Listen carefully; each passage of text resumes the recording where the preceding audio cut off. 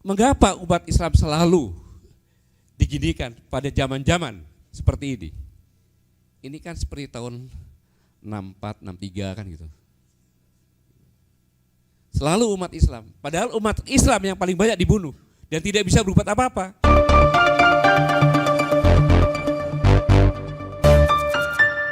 Assalamualaikum warahmatullahi wabarakatuh.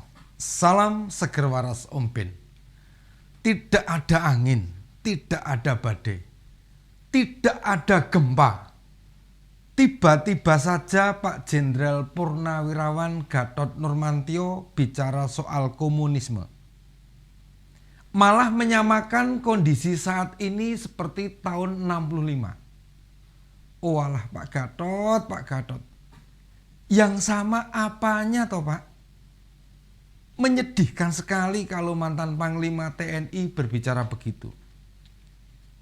Ini kritik buat institusi TNI. Kenapa purnawirawan militer berbicara hal-hal yang tidak faktual? Apakah selama beliau menjabat, berkarir, tidak melewati banyak hal yang membuatnya sadar dan tahu?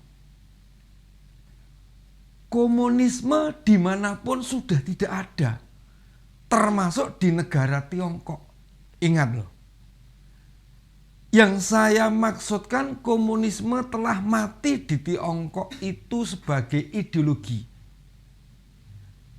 Masih hidupnya komunisme di Vietnam atau Tiongkok ya sebatas ideologi negara.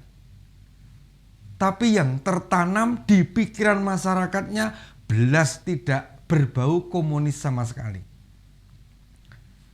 Itu di negara-negara yang mengklaim menganut komunisme loh. Apalagi di negara kita Pancasila. Jadi Pak Gatot di acara Koalisi Aksi Menyelamatkan Indonesia mengatakan, umat Islam saat ini diperlakukan seperti tahun 64 sampai dengan 65. Modusnya sama. Dibunuh lalu dimasukkan ke dalam sumur untuk menghilangkan jejak. Ya Allah Pak. Anda itu sudah berhaji, beragama Islam. Pasti ibadah 5 waktu tidak pernah bolong. Mungkin tambah sholat sunnah, rajin berpuasa, pergi haji bisa 3-4 kali. Tapi kenapa agama tidak memandu hati dan jiwa Bapak? Biasanya isu-isu PKI kan diangkat menjelang tanggal 30 September. Ini masih awal Maret kok bicara komunis. Pak Gatot, Anda belajar menjalankan Islam dari siapa? Bapak lupa dengan kejadian bulan Desember 2016 dulu. Hari Jumat 2 Desember 2016. Menjelang sholat Jumat, semua aparat keamanan negara menyatakan Bapak Presiden sama sekali tidak boleh mendatangi aksi di Monas. Yang konon katanya diikuti 7 juta umat Islam. Kenapa? Karena militer tidak bisa menjamin keamanan beliau. Jujur Pak Gatot, saat itu apa yang Anda sampaikan? Pun ketika Pak Jokowi naik ke panggung, hendak berbicara di depan jutaan umat Islam, yang waktu itu banyak yang membenci beliau. Apa yang Anda rasakan? Kenapa Pak Gatot menghalangi Pak Rizik yang mau mendekat Pak Jokowi? Jawab Pak. Bilang dengan jujur apa yang sebenarnya terjadi. Lalu, waktu kepala negara memutuskan pengen ke Duga, sebuah kabupaten di Papua dengan tingkat keamanan paling minim, apa saran Anda sebagai Panglima TNI ke Presiden? Anda melarang, dan apa yang dilakukan Presiden?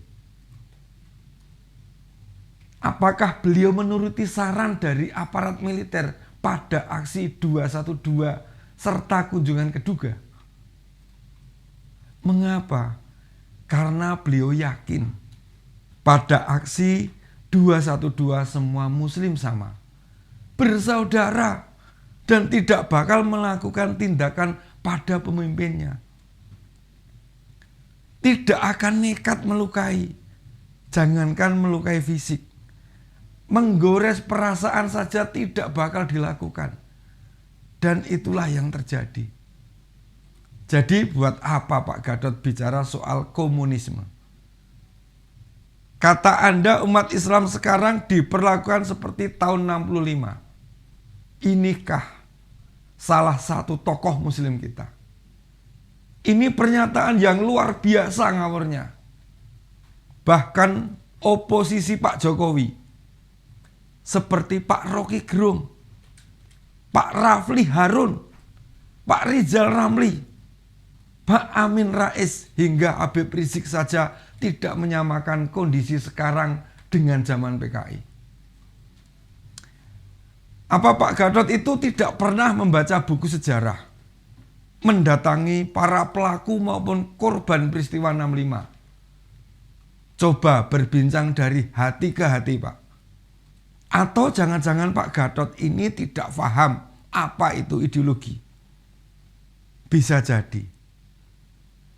Sebab dengan mudahnya menyamakan situasi sekarang dengan tahun 65.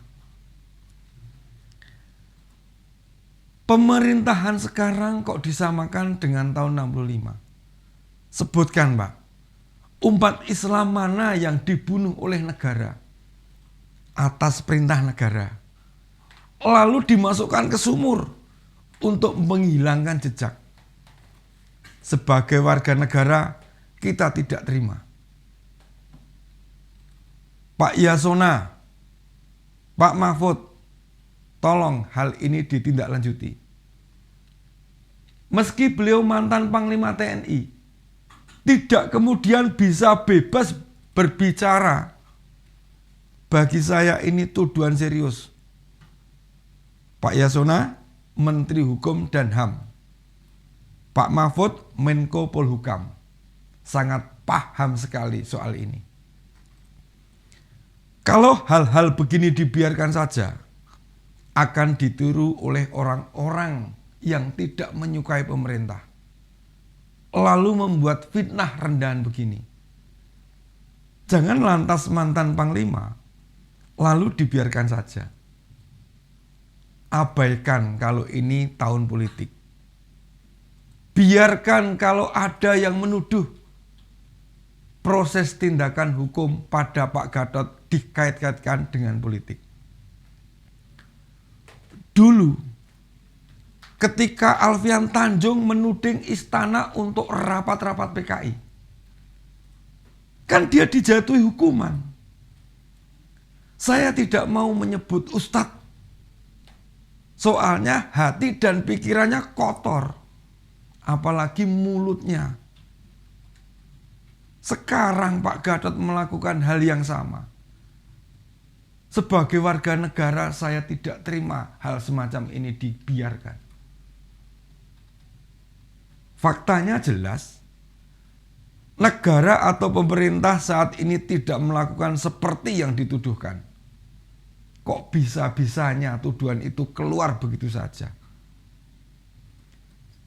Pak Gatot menyampaikan pandangan waktu diskusi publik yang diadakan oleh Koalisi Aksi Menyelamatkan Indonesia. Ormas ini dihidupkan kembali sama Pak Gatot. Setelah lama vakum, tidak aktif. Kan mau pilpres, jadi diaktifkan lagi sebagai alat politik. Selain Pak Gatot, hadir sebagai narasumber lain, ya para oposisi. Ada Pak Edi Suwasono, ada Pak Adi Masardi, ada Pak Bakhtiar Kamsah, dan lainnya. Diskusi kemarin membicarakan pernyataan Pak Jokowi soal pengakuan pelanggaran HAM berat masa lalu dan dampaknya bagi kehidupan sosial, berbangsa dan bernegara. Dan Pak Gatot tidak setuju atas sikap yang diambil. Kejadian gerakan 30 September sudah 58 tahun yang lalu. Dan ideologi komunis sudah runtuh. Tapi yang dirugikan atas peristiwa masa lalu itu kan sama rakyat Indonesia. Tapi yang dirugikan atas peristiwa masa lalu itu kan sesama rakyat Indonesia. Peristiwa itu harus jadi pembelajaran bersama. Permohonan maaf itu bukan mengartikan jika tindakan komunis tahun 65 itu sah. Apapun itu tindakan salah. Dan yang melakukan penyiksaan, pembunuhan, penganiayaan, mungkin mayoritas sudah meninggal dunia semua. Permohonan maaf itu mengajarkan kita negara sebagai institusi yang waktu itu mestinya melindungi rakyatnya, tidak bertindak sebagaimana mestinya. Harusnya para pelaku 65 diproses hukum dengan adil dan tidak diperlakukan dengan hukum rimba. Yang jelas, ideologi komunis sudah habis. Meski cara-cara atau pola perilaku komunisme masih tersisa. Ini yang harus kita kikis perlahan-lahan agar Indonesia benar-benar hanya memegang ideologi Pancasila. Termasuk orang-orang yang suka ngawur bicara PKI, bicara komunisme, bicara gerakan 30 September. Mereka sesungguhnya tidak bisa membedakan komunisme sebagai ideologi, komunisme sebagai alat perjuangan, maupun PKI sebagai bagian sejarah kelam Indonesia. Semua disamaratakan. Pak Gatot sendiri waktu masih menjadi Panglima TNI, menjadi narasumber dalam acara Rossi di Kompas TV.